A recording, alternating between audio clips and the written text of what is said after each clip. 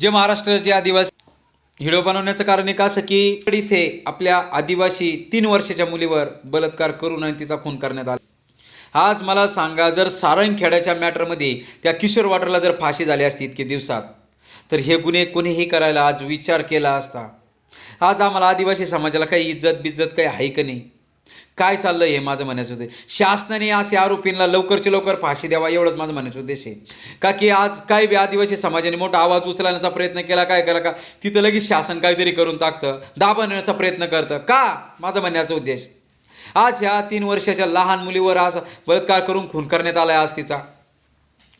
असे आरोपी याला जर ताबडतोब माझं म्हणायचं होते 2 दिवसातच फाशी झाल्या पाहिजे याला, आणि याला बी झाल्या पाहिजे, त्या किशोर वाड्राला सुद्धा झाल्या पाहिजे। नंदुरबारमध्ये जे सारंगखेड्याचं मॅटर झालेलं आहे त्या दोघांनाही फाशी झाल्या पाहिजे। नंतर जगभरातून मी तुम्हाला सांगतो, पूर्ण राज्यातून मोठे लाखो संख्येने आंदोलनं केले जातील।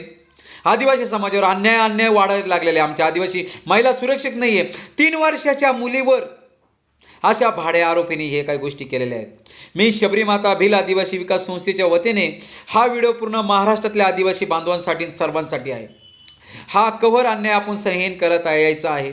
शासन या आरोपींना पोसत आहे। डायरेक्ट टांगानं तर तुमच्याने होत नसेल तर आमच्या ताब्यात द्या ना, आम्ही टांगतो यांना, या भाड्यांना। त्या किशोर वाड्राला अजून काहीच नाही झालं, 3 महिने झालेत आज। हा जे रायगडमध्ये एक किस्सा झाला, माझं म्हणण्याचा उद्देश का ह्या गोष्टी घडत आहेत तेव्हा माझं म्हणण्याचा उद्देश या आरोपींना आमच्या ताब्यात द्या। जर शासनाला शासन यांचे पोटं यांना काला चुकू राहिलं शासनाने माझ्या म्हणण्याचा उद्देश यांना या आरोपींना पोसू नये। हे रायगडचं इतकं भयंकर किस्सा झाला आहे। आज 3 वर्षाच्या मुलीवर रेप करून आणि तिचा खून करण्यात आलेला आहे। हा सारंगखेड्याची मुलगी, ती सुद्धा आज 15-16 वर्षाची मुलगी, तिच्यावर सुद्धा अशा पद्धतीने अन्याय झालेले आहेत। हे कवर या महाराष्ट्रामध्ये चालेल? ही महाराष्ट्रभूमी छत्रपती शिवाजी महाराजांची आहे, त्यांच्या मावळ्यांवर असा अन्याय होत आहे। ह्या गोष्टी घडू नये। महाराष्ट्रातल्या सर्व आदिवासी बांधवांना सांगतो, आपल्याला आपल्या संविधानामध्ये सांगितलेलं आहे आपल्याला कुठलं काही पालन करायचं नाही।